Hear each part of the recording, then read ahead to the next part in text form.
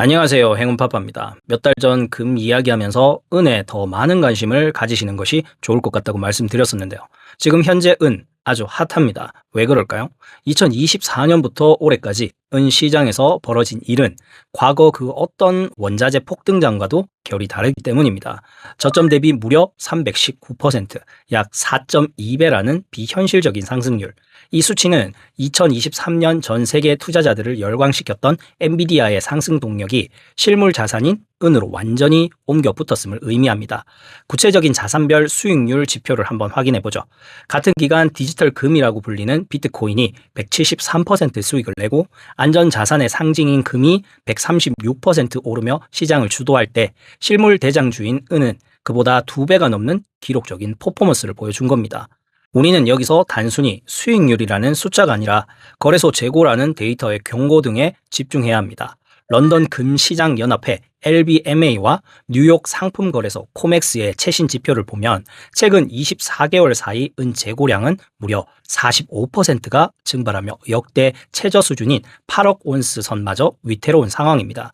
지금 우리가 마주한 상황은 투자 수요가 만든 거품이 아니라 돈을 아무리 싸들고 거래소로 달려가도 실물 물건 자체를 구할 수 없는 실물 절벽이 현실화되었다는 뜻입니다.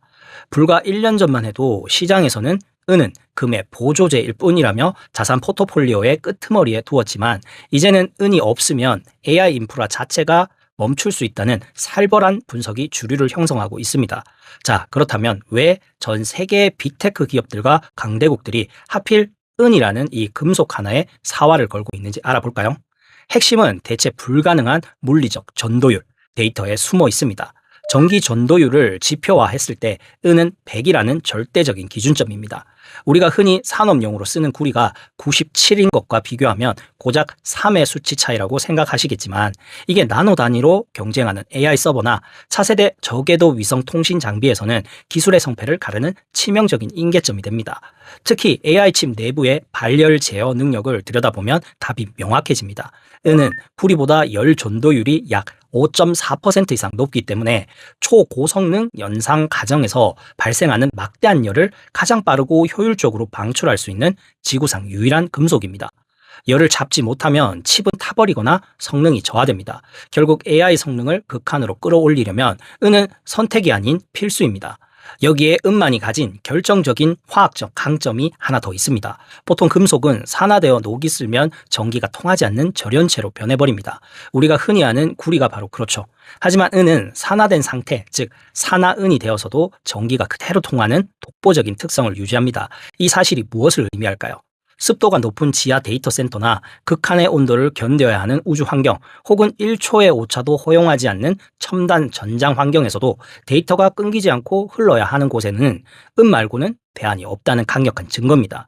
비유하자면 현대 문명의 뇌라고 할 수 있는 AI에 산소를 공급하는 유일하고도 가장 안전한 혈관이 바로 은인 겁니다. 그럼 가격이 이렇게 폭등하면 보통 어떻게 하죠? 당연히 전 세계 광산들이 공장을 풀가동해서 은을 더 많이 캐내야 정상입니다.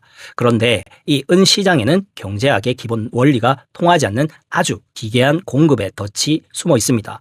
가장 먼저 확인해야 할 데이터는 은의 생산 구조입니다. 전 세계에서 생산되는 은의 무려 70%에서 80% 사이가 은 광산이 아니라 구리, 납, 아연 광산에서 곁다리로 나오는 부산물입니다. 은값이 아무리 천정부지로 솟구쳐도 주력 상품인 구리나 아연의 수요가 늘지 않으면 은 생산량은 절대로 인위적으로 늘릴 수 없는 비탄력적 구조라는 거죠.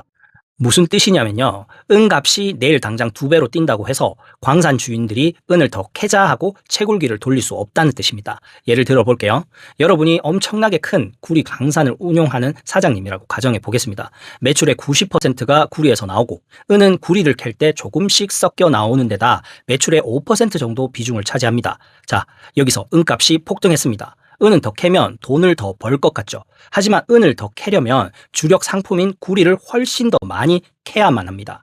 그런데 만약 구리 시장이 불황이라 구리 값이 떨어지고 있는 상황이라면 어떨까요? 겨우 5% 비중인 은을 더 캐겠다고 90% 비중인 구리를 억지로 더 캐서 헐값에 팔 사장님은 세상에 단 한 명도 없습니다.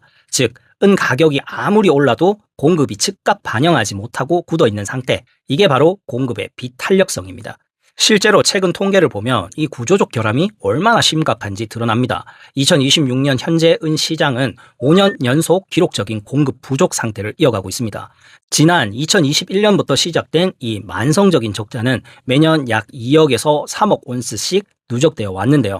그 결과 현재 시장에 사라진 누적 부족량만 벌써 9억 온스를 넘어섰습니다.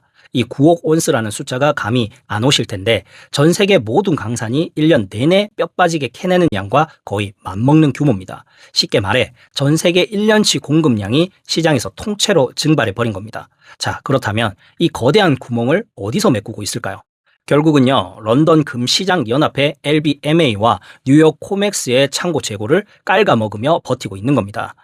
하지만 이 창고들마저 이제 바닥을 드러내고 있습니다. LBMA의 은 재고는 지난 24개월 동안 무려 45%가 급감하며 실물 인도 불능 사태를 경고하는 임계점에 도달했습니다. 상황이 이렇다 보니 시장에서는 아주 흥미로운 현상이 포착되고 있습니다. 애플이나 테슬라 같은 글로벌 빅테크 기업들이 더 이상 선물 시장에 종이 계약을 믿지 않기 시작한 겁니다.